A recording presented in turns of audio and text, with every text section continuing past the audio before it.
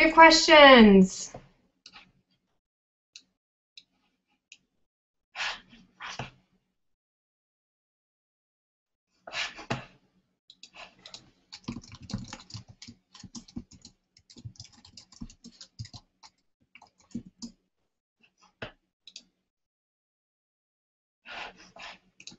Okay. I'll just wait.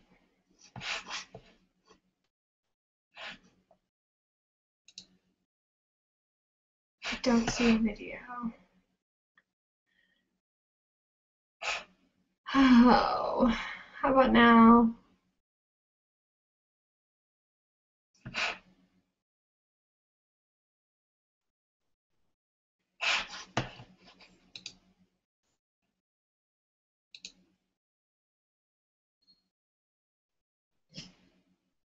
Okay, everyone can see me. Some people can't see me. Can you see me? I see you. I have a question screen. Yay! I'm so sorry about that, you guys. Technology at its best. So third time's the charm. That's right. Okay, so I'm going to ask your questions. I'm going to start at the bottom and start checking the questions. And we will just go from here. And I am yours until 3:40. So I'm really sorry about that, guys. Now I know. Okay? Okay. Kim, have you been able to get the video to work? Let us know. Okay, I can see you and have questions. See you. Yay! Don't mind the completely empty bookshelf behind me. We're completely downsizing, and we emptied that whole thing, and we haven't removed it. I noticed that today, so sorry. Okay, here we go. Question time. Which social media platform is best for which types of photography? I don't think that there is one platform that's better for a type of photography versus another. Like I said, I kind of think it really depends on who your client is and where they spend their time. A lot of people are going to Instagram right now. I think a lot of you would be able to find clients over there. I think if you just want your images seen to just reach people, I think Instagram is a great place for that. Like I said, Google Plus is really good for your SEO. But again, and I mean, Pinterest is just seen by everyone. Like, I mean, moms are all over Pinterest. So if I mean, I'm sure moms are everywhere else, or and there are other people on Pinterest. I know mainly men are not on Pinterest. I know it is the majority of women. And Facebook, I mean, everyone's on Facebook. So I know that's not an answer, and I'm sorry. But I really don't think that one platform is better for another when it comes to a certain type of photography. Okay, I hope that answers your question, Meryl. Okay, Kim can see us and has questions. Yay! Okay, now with this link, I have a question box in the video. Yay! Okay, I'm so glad. I'm just clicking buttons over here. I don't even know what I'm doing. Am I like pushing questions to the top? Okay, at the conference you mentioned to post on Facebook from Facebook. Does this mean I shouldn't post on Facebook from my blog? Yes. If you have your blog set up now that automatically posts to Facebook, you need to change that. You need to sweet talk Facebook yourself, okay? Facebook, like I said, is that needy boyfriend. It needs your attention. It can't do it through a third party. So although, yes, there are apps out there that allow you to automatically post your blog posts directly to Facebook, do not use them because those are the ones that Facebook just ignores. Your reach just goes. So like I said, there's a lot of ways that you can schedule your Facebook post. Not a lot of ways. There's one way. You go to Facebook, you schedule your Facebook post. You can even grab your URL before it goes live. So if you are like typing up your post on WordPress, there is a button that says Get Short Link. And if you click on that, it doesn't look like what it normally looks like. It's a bunch of mumbo jumbo. But you can grab that before your post goes live and put that into your scheduled post. So like say your post goes live at 9 a.m. and you want to post at 10, but you're dropping your kid off at preschool. You can still do that. Even though the post isn't live yet, you can still grab that link and that is called the Get Short link on WordPress, so that you should actually be on Facebook scheduling. Helps. It's working. Yay! Done. Okay. I tried in my website for this to work. I sent off the link to get verified for rich pens. Not sure if I need to do anything else. You shouldn't.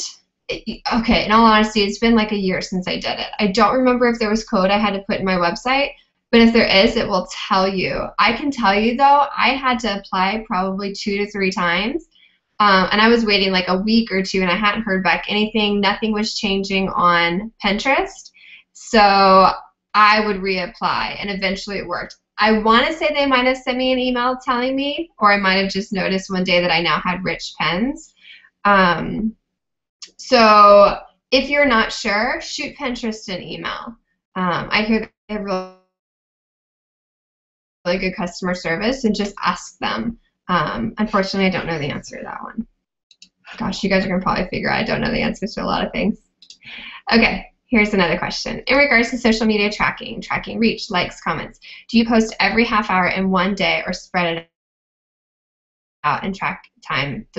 Do not do it all in one day. This is you're posting in those time periods over the course of 30 days. So one day you might post at 8, and you might post at 4. And then another day you might post at 8:30, and then you post at 4:30.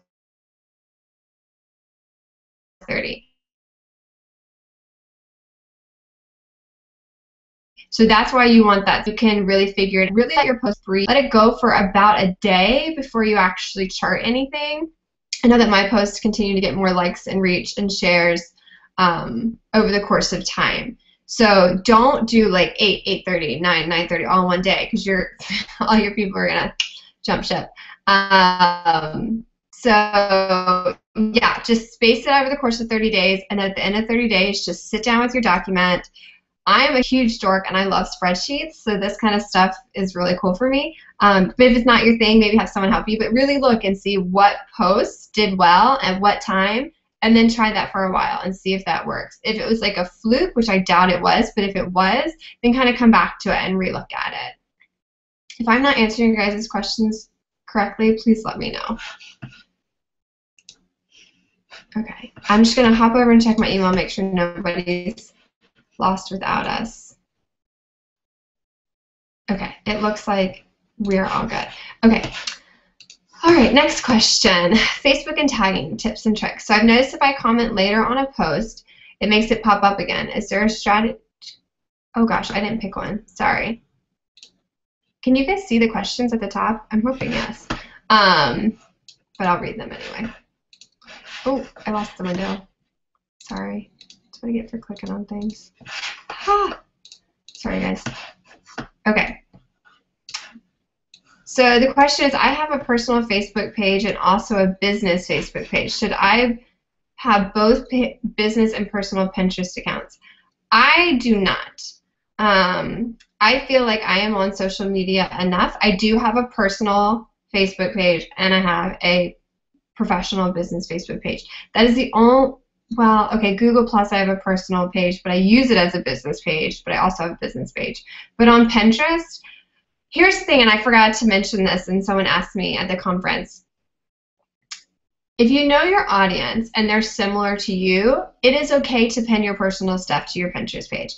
I have a page on recipe and kids ideas and stuff that I would enjoy on my personal Pinterest account, or not, sorry, not on my personal Pinterest account, on my Click It Up a Notch Pinterest account. There are boards that are more personal. However, if it's something that I really don't want people seeing, you can create a secret board. So if your audience, you know, if you're a wedding photographer and your audience is girls who are engaged, you probably aren't going to be pinning, you know, toddler ideas or something. So in that case, you could have a personal page. I would just make it secret. I don't have time to be on Pinterest personally and for business. If I'm on Pinterest, I kind of want to be doing both. I don't want to be stressed out on like, oh, I really wanted to get on Pinterest for this. Because honestly, the more you're on social media, the less you want to be on it for like personal. At least that's how I am. I love social media, but it's definitely something that is for my business. So I don't recommend it just for the sake of time. I don't think you have to do it. But if you really want to, I mean, there's nothing wrong with it. Okay. I don't know if I'm pulling the questions from the bottom or the top, so bear with me. What do you mean by tag themselves on Facebook, and do you mean like or share? Okay. I got asked earlier, how do you get, Facebook used to allow you to tag your clients in a post. So if you posted a picture of Courtney Slazinik, you could say like, had the best time, she's so funny, no, I'm just kidding, with Courtney Slazinik, and it would tag me in the post, and that way it would show up in my feed and my friends would see it. Facebook doesn't allow you to tag individuals anymore. You can still tag businesses from your business page, but tagging individuals is a problem. Sometimes it will let you tag people in the comments. Like if that person is commented, you can reply back, but I don't know that that will get it to show it up in their feed. So what my suggestion would be is prepping your client ahead of time and explaining to them, I'm going to put a sneak peek on the Facebook page, or once I blog your session and I put it on my Facebook page, please come over and tag yourself or share it. You need to tell them what you want them to do. It's kind of like that call to action stuff. They don't know that you want them to tag them, and since you can't tag them, they need to tag themselves. So just make it clear ahead of time. I'm going to be sharing this. I'm going to be doing this. Will you please do this and this? You know, tag yourself and share it on your personal page, and that will get more eyes on your images. Okay. Okay, so we're back to the question from Kim, sorry.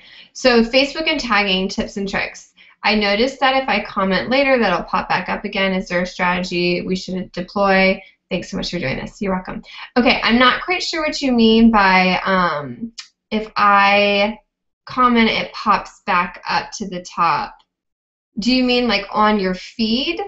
Like if you're looking at Facebook, that it'll come back on the feed? Because I do know that that happens sometimes. Like if a post has interaction, that sometimes Facebook will cycle it back through your feed. That's a possibility.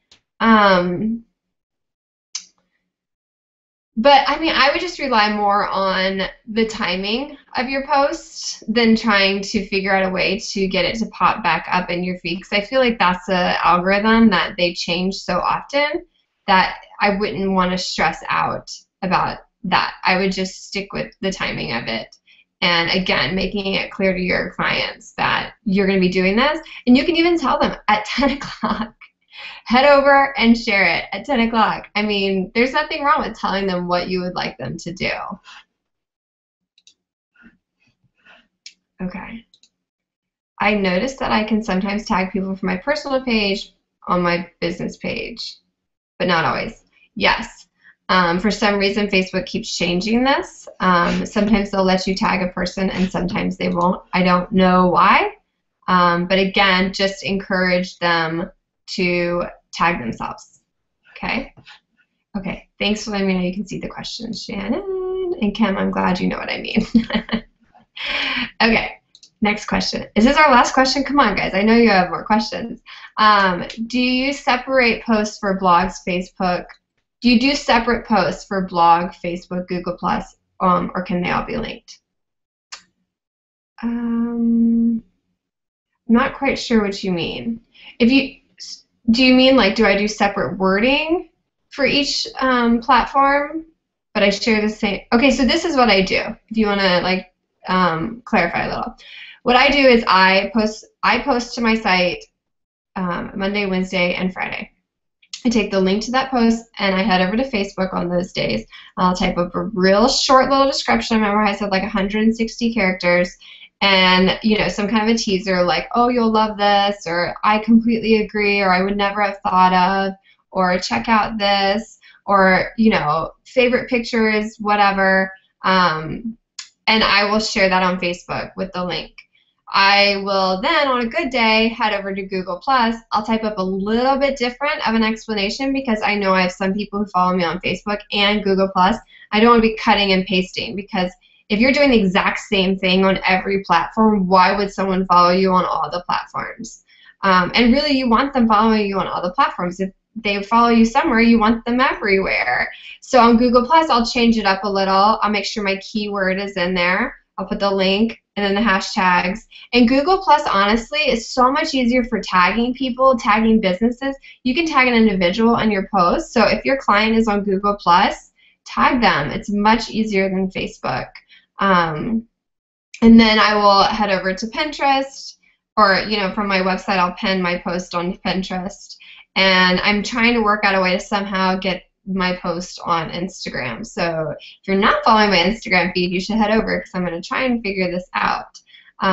So that way I'm kind of across all platforms with my content, and that's getting where I need it to be. Okay. What website do you use to keep up to date on social media changes? Okay, I follow Social Media Examiner. That is who I follow on Facebook, and I see a lot of stuff from them. Social media changes so often. I follow, a handful of other bloggers. I'm a part of a couple blogging groups, so sometimes they'll throw in some posts. But as a whole, the one website I highly recommend you should follow is Social Media Examiner, and that there's a link to that on that page I sent you with like the PDFs and the template and everything like that.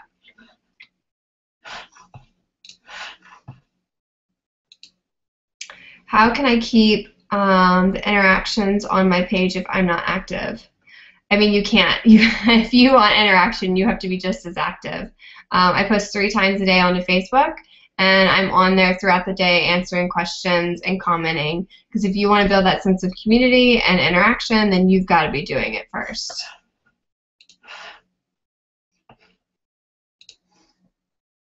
On your PDF, I don't have the page. You said short descriptions, remember, KISS. What is KISS again?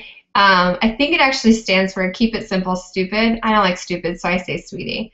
But just keep it simple. Really short descriptions, especially with Facebook. I saw a huge increase on my interactions and everything once I had those real short descriptions, because people are cycling through, and if they're looking real fast and they can just read real quick what you want them to read, they're more likely to click on the link. And Facebook wants them clicking on the link. They're rewarding those people who get people to click on the link and hang out on their site. They click on your link and come directly back to Facebook. That actually hurts you. I just have a Facebook business page, and Facebook has a notification telling me how to use Manager app. Should I do this? Is this like an... let me hop over to Facebook real quick and see if... Is this on your phone or on your page on your computer? Rachel, sorry. Because I definitely check into my insights and activity and settings on my page, but maybe you're talking about the app on your phone, like having a Pages app. Is that what you mean? I would check it out. I would do it. I don't see anything from you. Post if that wasn't exactly what you're looking for, and I'll come back to it. Okay, I'm a little nervous about posting so often losing followers, especially being a new business. Do you worry about that? How do you deal with anxiety of putting yourself out there on social media? That's a great question. I did not always post 3 times a day. I think when I started, I posted every other day. That was 4 years ago. Gradually, even last November, I was only posting 2 times a day. And then I did that experiment where I realized I was missing a 3rd time that was popular with my readers. And as far as like losing readers, if you're posting I wouldn't go crazy. If you're worried about that, I would post once a day. But if you're posting stuff that your people find relevant, then I wouldn't worry about it. If you're posting stuff and it's all about you and your sessions and it's, like me, yeah, you're probably going to lose readers. But if you make sure that what you're posting is relevant to your readers, then they're not going to jump ship. They're going to appreciate it.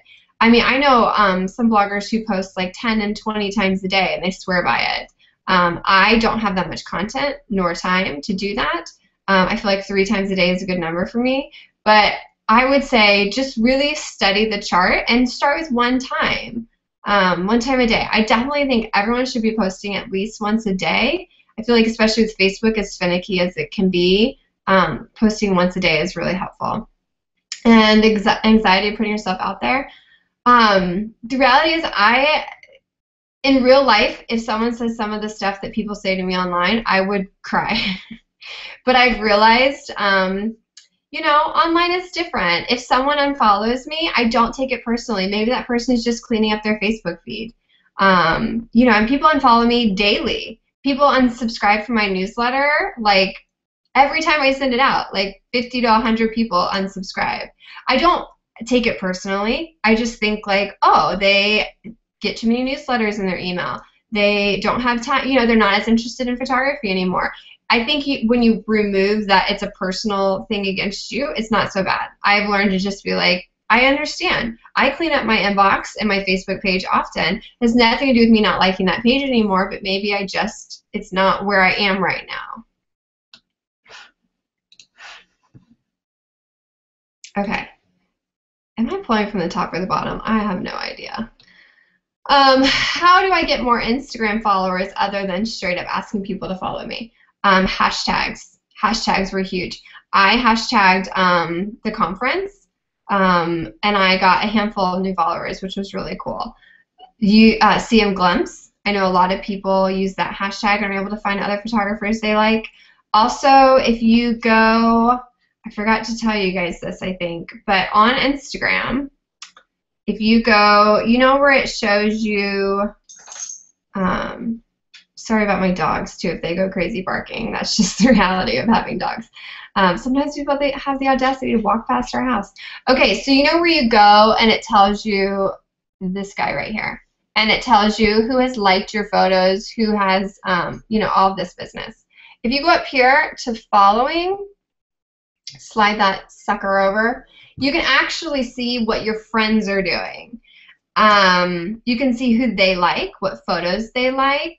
That's a good way to find new people, and you head over and like them, and maybe they'll come back and like you. I don't think it's a one-for-one deal, but it's a great way to find new people, and by you reaching out, commenting on people's photos. Even if you're not following them, if you go over to some of those people that your friends are interacting with, go like one of their pictures, go comment on them. Sometimes that person will come back and check you out and like what you have and follow you.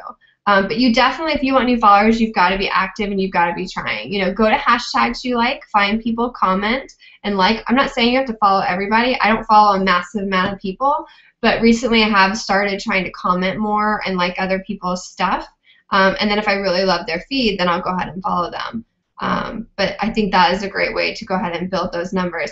Also, another thing that I learned at one of my conferences is if you are not, you know, if you don't have to have people in your town following you, like if you just want your images seen, a good idea is to find another photographer and ask them to do like a shout out exchange.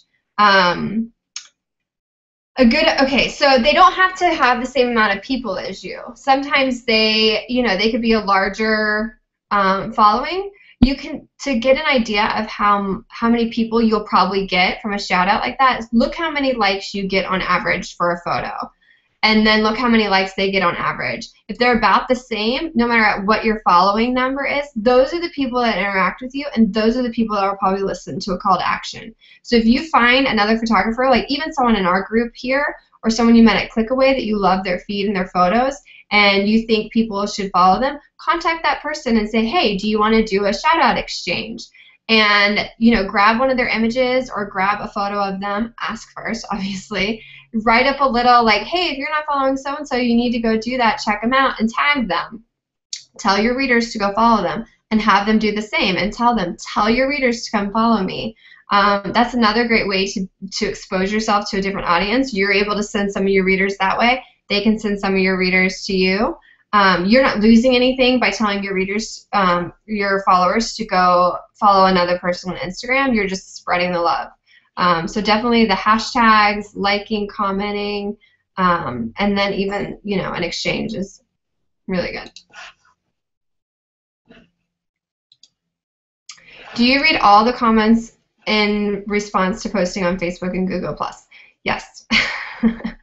Every now and then I'll have a post that has like 300 comments and I can't read every single one, but I like definitely skim through and try to read as many as I can. If for Facebook, I get a lot of interaction on Facebook, and so sometimes I have a lot of posts and I try and make sure I go back and read every single one. They might get lost in the shuffle, but I try to answer every single question. I answer every single email that I get, and I try to respond to every single comment on my blog. And same with Google+. I don't have as great interaction on Google+ as I have on Facebook or my blog, but that I haven't been focusing too much on Google+ right now. But I would say that definitely read your stuff and comment if people are asking questions.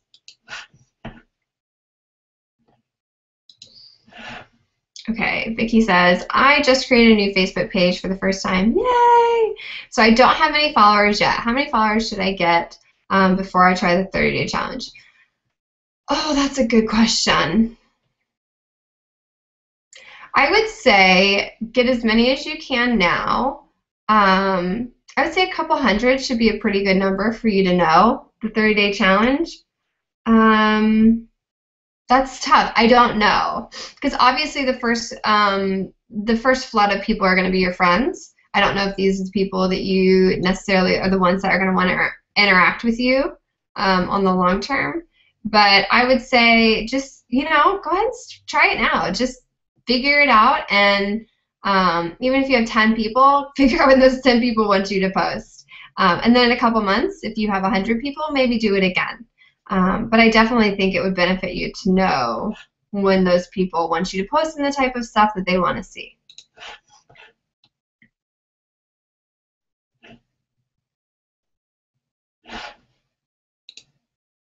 Okay. How helpful is it to get your work featured on other photographers' blogs? Does it drive traffic to your website or blog for potential clients, or is it mostly from other photographers? That's a great question. I was featured on the Huffington Post about a year and a half ago, and I was so excited. I was ready for my blog to crash because of the flood of people who would be coming over. I don't get a ton of traffic from guest posts. However, that doesn't mean I don't think that they're important. And the reason why is by you being seen on other people's websites, it gives you such street cred. One, you can say that you're on that website or featured there, but two, it's that kind of that idea. I don't know if you've ever heard that somebody has to see something 7 times before they want to buy it, like an advertisement. So if they see you on this website, and then they see you on this website, and then they see you on this website, all of a sudden, like, you're this amazing photographer who's featured on all these sites. So I definitely don't think it hurts. I think it helps a lot. I don't think you should do it if you're going to think you're going to get a flood of traffic. I also think that if you do it, you should have a very simple, maybe 1 to 2 line author bio at the bottom with a very specific call to action. I'm changing the author bios for my guest posters. Before I've said I will link to all your social media platforms. However, I realized the ones that pick one platform, that is a better response. So I would say something like, I'm Courtney Slazinik. I write a photography website where I teach photography. Click here to get my free ebook. Okay? It's very specific. I'm getting people to my website. It's a free opt-in that they can sign up for my newsletter, so I'm building my newsletter. And if you give people too many options, they do nothing. Okay? If you go to my site, you can see it's changed a lot in the past couple of years. My navigational bar has like 4 options. My side thing has like 4 options. I don't want to overwhelm people. So that kind of went more. I think, though, if you are writing for something in your city, that, yeah, you could definitely probably get a lot more clients than if you were just on like a huge, a bigger blog. But it does help you to be on a bigger website than yours for like SEO. Google likes it when you're linked to from another website. But I don't think that you should expect to get like a flood of traffic. Okay. How do you feel about contests? Pinterest, Instagram, or Pinterest or blog contests? Do they really drive traffic and clients? Pinterest, you have to be really careful. They have very specific rules for Pinterest. I actually try to stay away from them. I know like the pin it to win it stuff. They kind of got all over people about that for a while ago. I think giveaways are a good thing if they are very specific to the audience that you want. If I am like I kind of mentioned, like if you give away something that's amazing, but a lot of people who might not be your ideal client can enter and win it, I don't think that helps you because you're not attracting that very specific person that you want. So once you figured out who your ideal client is, figure out what they would want, and then I think something like that is good. I'm actually going to try one. I haven't done any on Instagram. I was going to try one this morning, and it just got away from me, so keep an eye on my Instagram feed for next week. But I'm going to try one where they can tag a friend, and then they'll both win the prize. So just be careful with giveaways. There's a lot of laws. They're considered sweepstakes. Like Canada, sweepstakes are illegal. They have to be a merit-based contest. So I actually have a really great link written by a lawyer who's also a blogger. I'll email that out to everybody. Let me make a note. So I would just say I think they're really good as long as you're just being very specific as to what you want, who that client is, and your price. Can we talk about hashtags? Of course. It seems like some people go way overboard and some people just use a few. Why use a hashtag on Facebook, Twitter, Google+? Are there different strategies? Yes. Facebook, I feel like it kills your reach. I tried it when they first started hashtagging. I feel like it just doesn't work because I don't think it's the Facebook crowd. And for whatever reason, and you can test it out, for my page, if I used a hashtag, my post reach would stink. So definitely keep that in mind. Google Plus, I think it's really great. I think a lot of people use hashtags. I know I will. I would say use no more than 4. I typically use 3. Unless there's something that really jumps out at me. Twitter, they're extremely popular on Twitter. And if you're comfortable with Twitter, that's a great place to use hashtags. I don't really use Twitter. I'm finding them to be really helpful in Instagram, though. However, a trick I noticed, if you don't want to, like, you know how you write your comment and then people, so you're writing about your picture and then hashtag, hashtag, hashtag. What I've noticed some people do, which looks a little bit cleaner, is they'll write their little note about the picture and then they'll come in and comment as themselves and just hashtag in that comment. Instagram, I don't know if there's a limit. I don't know. Again, I only do a handful. I know some people do like 15 and it really benefits them. So I think it's just something you have to play around with and see which helps you.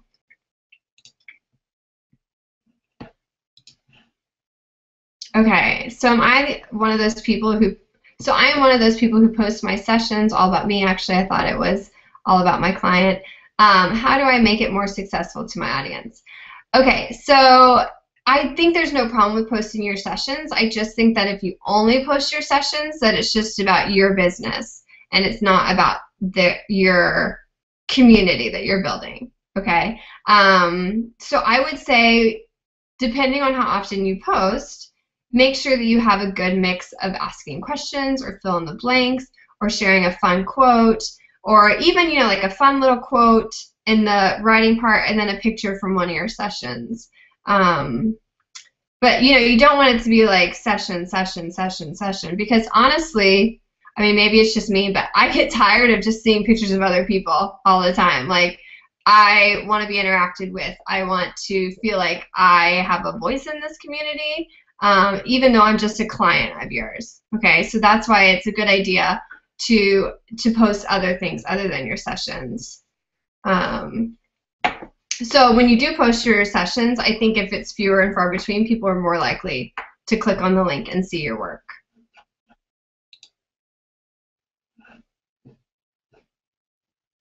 Okay, I think I was pulling from the wrong side. Okay, I do not really know, but sometimes I see official pages of companies commenting on some kind of a competitor company. Is this a good thing or not? What's the effect of doing this on both audiences?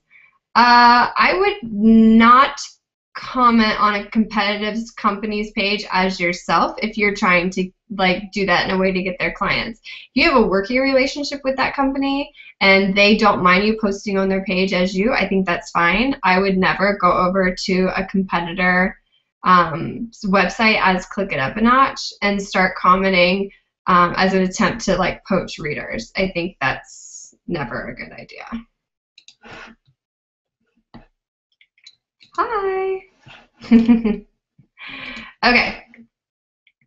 So funny, I just received a notification from Twitter that Pinterest Gurus is following me, and their description is, I will add 1,000 real Pinterest permanent followers or repens or likes for $10. Sounds too good to be true. It is. I don't know these people. I don't know if it's legit or not, but anything that's going to promise you followers for money, avoid like the plague. Okay? You never want to build your audience by paying for them because they're not.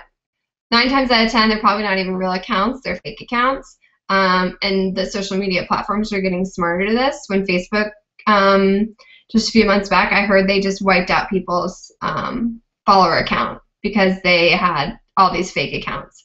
I'm not saying it was their fault or not, but I mean, they got smart to it and they canceled all those accounts and then their numbers dropped. So I would say definitely not. What kinds of things should I pen on my Pinterest account? I currently have non-photo related pens like decoration recipes, so I wonder if that's a good thing as it shows I'm a real person, or does it just look too crowded? I think if your boards are very specific, so you have like a recipe board that if someone doesn't want to follow it, they don't have to. When you start mixing up your boards, it gets kind of confusing, so I would keep your boards very specific. And I think it's perfectly fine to pen non-photo related things. Like you said, it makes you it makes you personable. And if that is who your client, if you are similar to your client, that's perfectly fine. But like I said earlier, if your client is completely different than you, then maybe have secret boards that they don't see. But I don't think it has to be 100% about photography, because unless your audience is a photographer, then they don't care.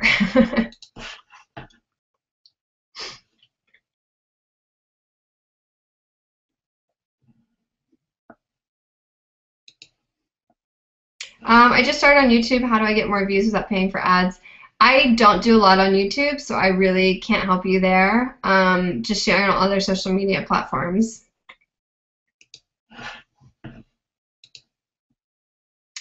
Do you have a lot of followers, interactions from people when posting on Google Plus, or do you just post on there to help yourself on Google?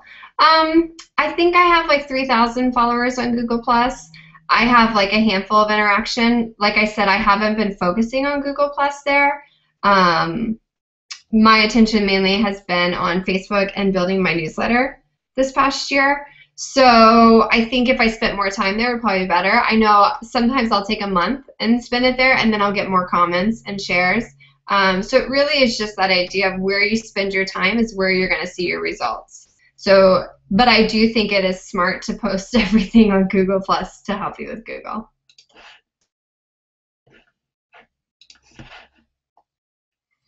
Do you have to wait for a business verification before your Google Plus page will go live? Where, again, did you say you found the Google Pen/Pinterest?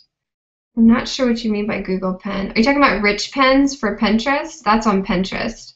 As far as the verification for your Google Plus page, I don't remember. That was another thing I did a couple years ago. I would just go ahead and start the process and see if it takes a long time or not. Sorry, no, that's not a great answer.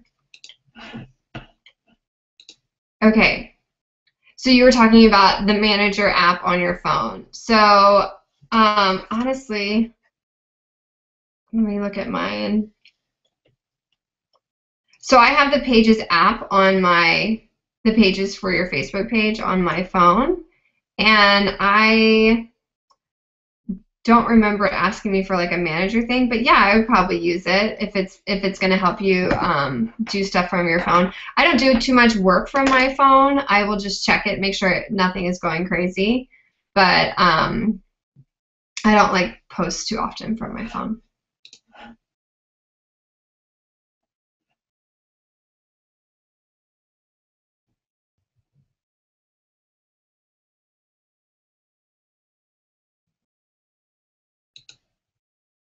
Someone said on Wednesday they put a live Google Plus hangout on Facebook.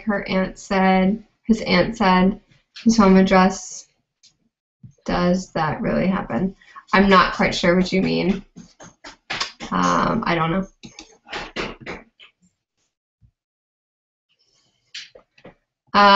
Okay, so yeah, Rich Pens. So just apply for Rich Pens. It does take a long time. Like I said, I had to apply like 3 times. I think it can take like up to a couple weeks for them to get back to you and approve you.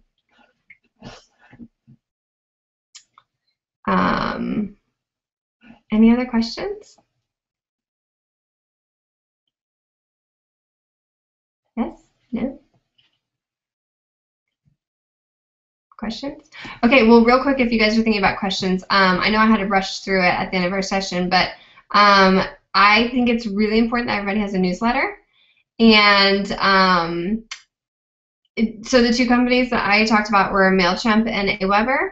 The reason I think that it's so important is because you do not only you don't own like the followers on these social media platforms. So if they close tomorrow, they're gone. But newsletter subscribers, you get to keep those email addresses. Those people are typically the ones who want to know the most. They're your most loyal followers. So they would be the ones that I would tell when you're going to have fall sessions, or if you're doing a Christmas thing, or if you're running a deal, you should treat those people the best because they're the ones who've given you their email. They've given you permission to email them, and that's a pretty big deal. And the other thing that's nice about them is you can send out an email whenever you want, and it's that person's choice not to answer it. It's not Facebook or another social media platform deciding if they're going to let people see your stuff. So I think that is key to marketing yourself online. Social media is fantastic, but I think that you should also have a newsletter, and you can cross-promote on that newsletter. I just sent one out a couple days ago and asked people if they were following me on Instagram, and I got a handful of new Instagram followers. So a newsletter is definitely fantastic.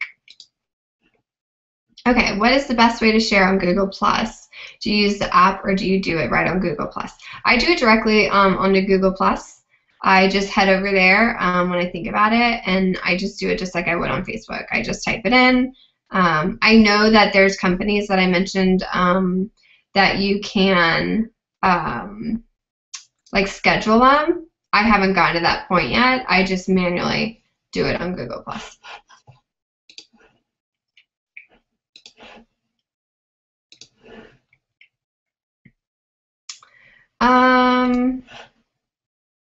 Regarding working from home, do you have a tentative schedule for yourself each day for business duties? How do you keep yourself focused and stay productive?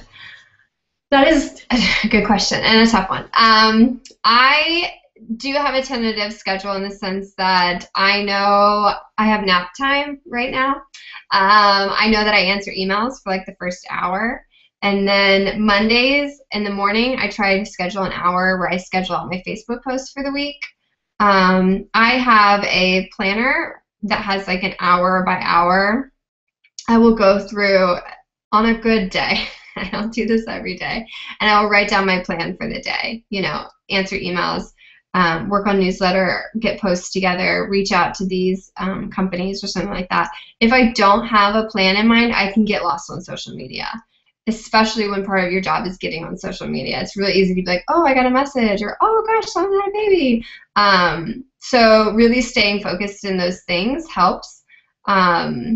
Another thing that helps me stay productive and focused is I have a timer by my computer, and so if I have to do something that I don't really want to do, I'll set it for like 20 minutes and tell myself, like, just work for 20 minutes, and then when you're done with this, you don't have to keep going.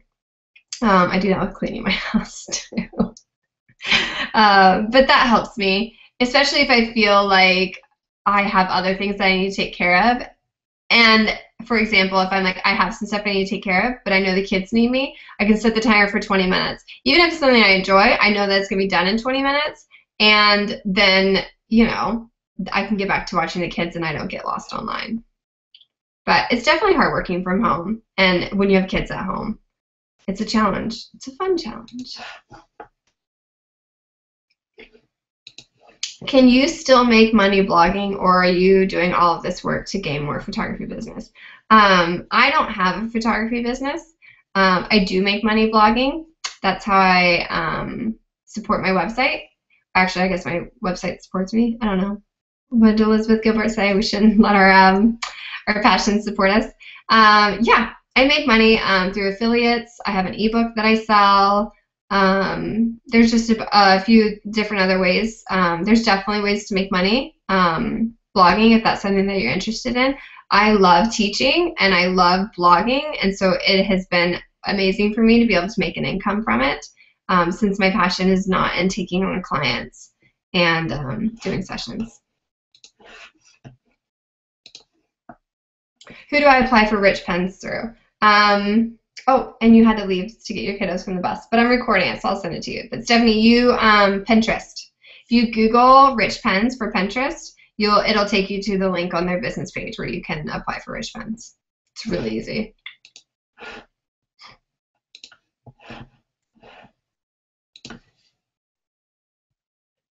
What things do you do now when blogging, posting, etc., that makes you more efficient than compared to what you did before that was slower? Something that we may be doing. Social media sounds simple, cheap, and fast, but sometimes it seems like a black hole.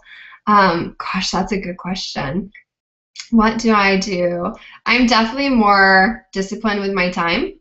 I used to spend hours in the evening working and researching. I'm a big, I love reading about new things and finding out about new things.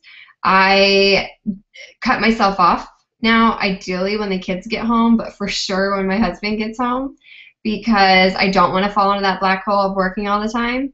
But definitely setting a schedule for yourself, having it written down, the 3 main things you need to do that day, get those, because sometimes, I don't know if you're like me, I'm a big dreamer, and I'm like, oh, I'll do this, and then this, and then this, and then this, and then this, and then my kids come home and I'm spent, or I realize that was totally unrealistic. I forgot to schedule time for lunch or a shower or, you know, other things that needed to get done. So I would say really scheduling your time. Scheduling out social media. I didn't always do that. I always got on myself and did it. Scheduling out Facebook is a massive time saver for me. Not having to worry about it is huge, and that way I can just come on and check what people are saying and answer questions. That's a huge time saver for me. And right now I'm really working on not checking my email all day. I have a tendency of checking it and reading it, but not always getting a chance to write them back. So I'm really trying to stay focused and just checking it when I need to, and I have time to sit down and respond to the emails. But I mean, social media, like you said, it can be such a black hole. I would say focus on one platform, even if it's just for a month, and then you switch to another platform. Like I said, my goals this year were to build my Facebook and my newsletter subscribers, and so, but sometimes, like this month, I'm really focusing on Instagram. So I don't know if next month I will be trying to build those numbers, but I think having a goal in mind really helps. I'm kind of like a goal-driven list builder type of person. So those things have really helped me. Setting boundaries. I'm going to start a newsletter. How many times a week, month would you suggest I send a newsletter? That's a good question. When I first started, I sent it weekly, and I was also posting 4 times a week on my blog, sending out a weekly newsletter, and posting on social media, and it was too much. So I switched to once a month for my newsletter, and that did really well. And then now I'm back to once a week because I wanted to have like a weekly challenge that people could participate in. I would say at the very least, do it once a month if you don't feel like you have a ton to say. At the most, once a week. But even if you just did every other week, for me, once a month, I found that sometimes I forget to send it. I'm a schedule-driven person, so if I forgot, you know, sometimes I forget that on the first day of every month I'd send out a newsletter or something like that. So it's always a good idea to have, like, I totally lost my train of thought. To have a plan, to know when you're going to send it out. But yeah, I would say at least once a month, you would be fine if you don't want to send it out all the time. Any other questions? I thought of something I wanted to tell you guys with the newsletter when I was saying that. Now I can't think of it. Oh, pop-ups. I know we don't like them. I don't like them. However, they are huge. Okay? I think that if you have a freebie that your ideal client is going to like, you need to have a pop-up. I dragged my feet forever. I was convinced, I was like, I don't like pop-ups. I'm not doing it. I found a company that I use is Opt-in Monster. It has a delayed pop-up, so it can pop up. I think I have mine popping up like 20 or 30 seconds after the person gets to the site. It pops up a free ebook that I've written that they can have if they sign up. And I have more than doubled my newsletter followers in 5 months doing this with a pop-up. So yeah, they're annoying, but they work. So I would say give it a try. If you have a newsletter, get a pop-up and see if it works. Do it for like a month or two. If it doesn't work, you don't think it's helping, then get rid of it. But I'll be shocked if it doesn't work. When you say focus on another platform, is that with the assumption that you never leave Facebook? I'm not leaving Facebook right now. I still post my 3 times a day, but I'm not as focused on it because I know that Facebook can be more challenging these days for business pages to see the reach. So I'm still doing what I know works for me and my community, but I definitely want to continue to build in other areas. Like I said, I think Instagram is a really cool place right now. It's really fun to get that like instant interaction from people, to share my personal photos. It's fun to kind of feel like you get to know people better. But that being said, just because I'm spending a little bit more time there, I'm not gonna get rid of my Facebook page. Not yet.